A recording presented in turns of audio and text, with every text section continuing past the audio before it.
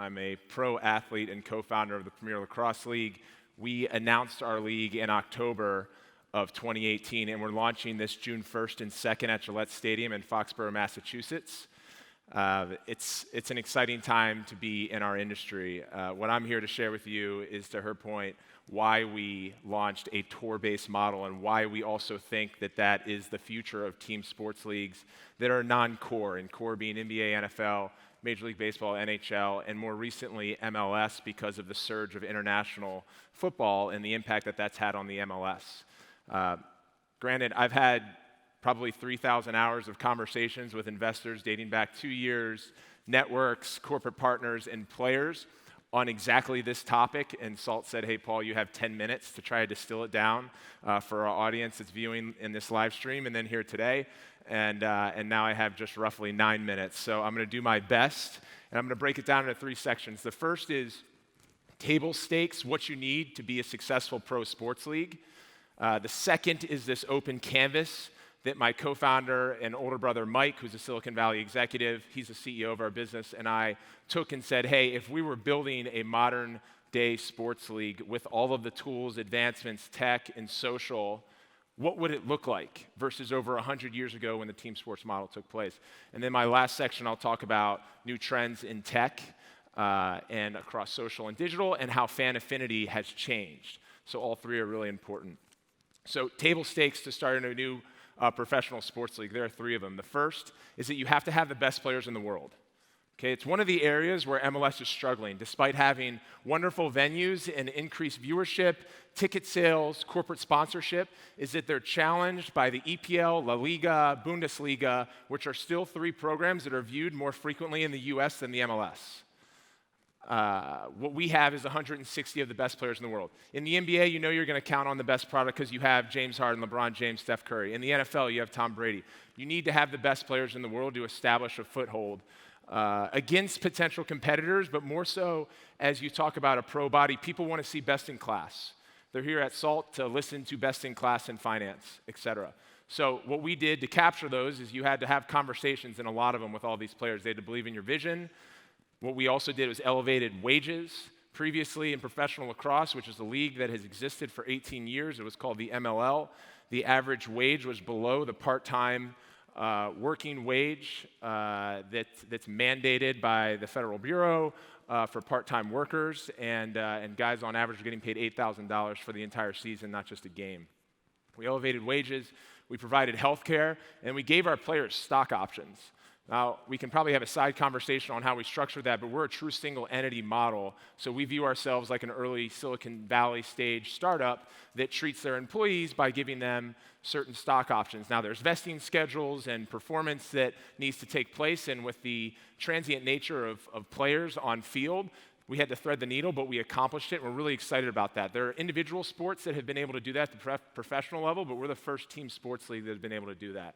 So that's how we got the players. When we talk about the second need in professional sports leagues, it's live events. And we break it down into 2 categories. You have team sports leagues, which are traditionally a city-based model. And then you have individual sports that are tour-based. So you have NASCAR, PGA Tour, World Surf League, UFC, which has created major waves over the last decade. So you got to have the live events, and they've got to kick ass.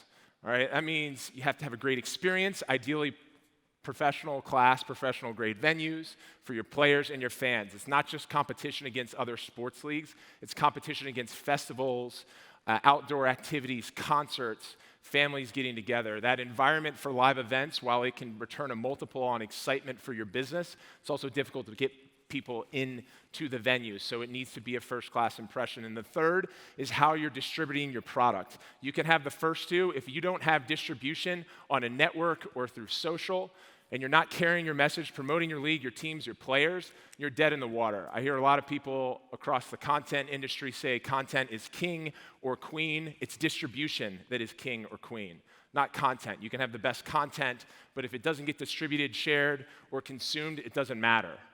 All right, so distribution for sports leagues, you have to capture a major network deal. And here's why network deals, when you talk about NBC, which is our major media rights partner, or if you look at ABC, Fox, ESPN, Turner, all right, there's a lot of conversation around viewership numbers dipping across television, it's really subscriber counts are going down. People say, well, there's 2 billion people on Facebook, there's 300 million people on Twitter. When we talk about consumption of sports, here's how it's changed over the last 2 decades. In 1998, 22% of live telecasts were sports.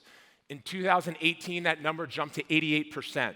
Live sports is the last standing firewall on television. It's where advertisers are going. That's where you can capture the attention for people for more than 2 hours. It's become more valuable on television.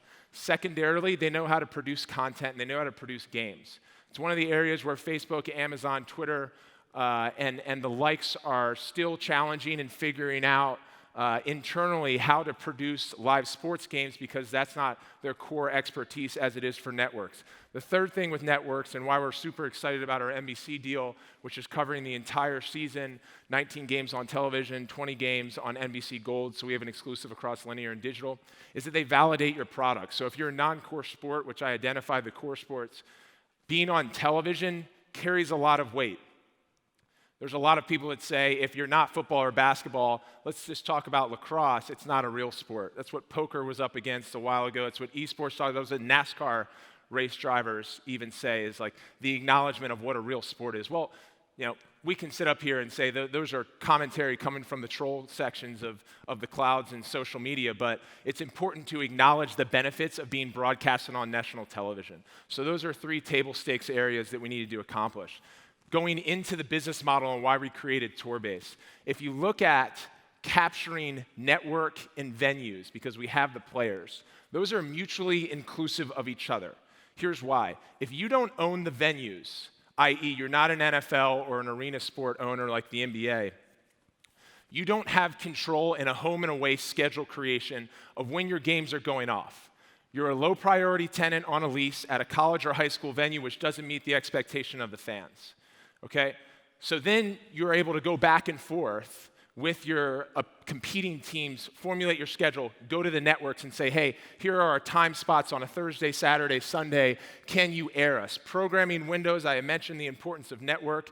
Those are limited. That's not like social where they can pop up another channel on E+ and say, okay, here's where the PLL is going. So you have to fit into availability. That's if there's interest from the networks because of ratings and case studies that they see. We had the interest, now we had to come with the programming windows. So Tourbase solved a couple of things. We can take all of our 6 teams into one market and they can play 3 games over the course of the weekend. So we rent out these premium venues, MLS over the last decade, spending hundreds of millions of dollars within ownership groups each to build these venues to solve for this problem that I'm acknowledging. So we go out and rent these venues, which, by the way, they have 14 home games over the course of the season. They're trying to book their venues up for the rest of the year because it costs them a ton of money.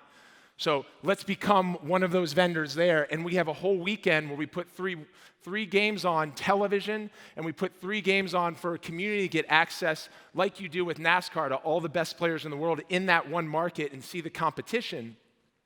Then we go to a network and we talk to Pete Bavacqua and John Miller and say, okay, what are your available programming windows on Father's Day weekend, the 3rd week of June, specifically that Sunday? They go, we have 2:30 p.m. open. We go, we'll take it. So the tour-based model allows you to optimize for network, and it also allows you to optimize, if you're a non-core sport, for venue and experience for your players and fans. So that was really important. Now we zoom out and we say, okay, well, we're tour-based, and that's very different than how people are traditionally consuming the team sports model. Okay, so how are we going to make sure we maintain the integrity of competition? What that means is you have to have autonomous teams functioning under head coaches, GMs. You have to have your full draft. You have to have your waiver wire and trades open. Most importantly, you have to have a full regular season slate of games, all-star break, playoffs, and championship. If there's no playoffs and championship and you're a traveling circus, then no one really cares. Okay, so each game weekend, I mentioned June 1st and 2nd coming up at Gillette, that's week 1. All 6 teams play. 3 teams walk away 1-0, 3 teams are 0-1. They move next week to New York City to compete in week 2 of the regular season, and they're all trying to build a season win-loss record so they compete for the playoffs and championship, and they're the same incentives and so on as you get a regular team sports league. Let's zoom out and talk about why in these last 30 seconds people care more about athletes than teams and leagues because of new tech and media. Major League Baseball started over 100 years ago. Old media was local paper and local radio, local ballpark. People grew up and stayed in the same market. Now people are geographically agnostic, and media has evolved into instant replay, video on demand, OTT, and now social. So you can watch your favorite athletes and follow your favorite teams, whether you're over in Europe and you like LeBron James and the Lakers, or whether you're in California and you want to watch Cristiano Ronaldo.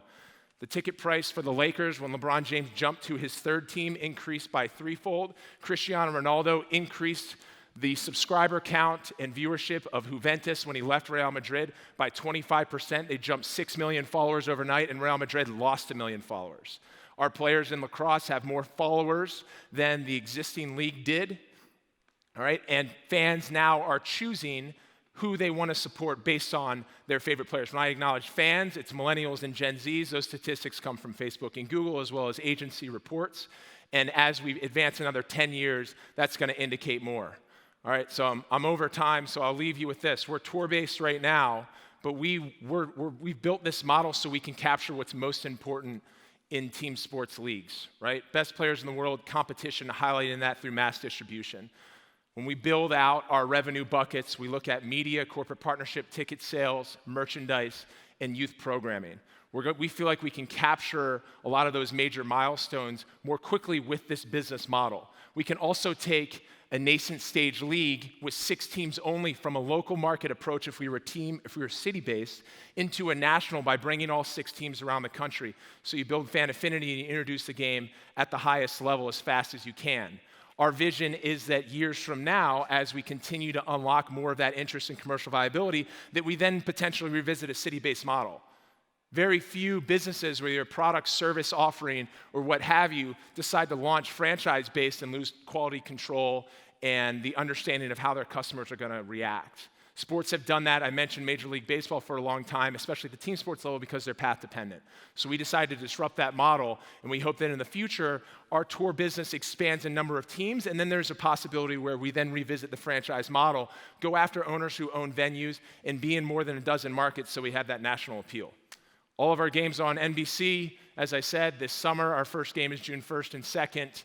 19 games on the network, 3 on NBC, 16 on NBC Sports. Follow us on Instagram @PLL. You can buy tickets at premierlacrosseleague.com/tickets. Thank you for listening. That was a fast 10 minutes. I only covered half of what I wanted to. See you guys soon.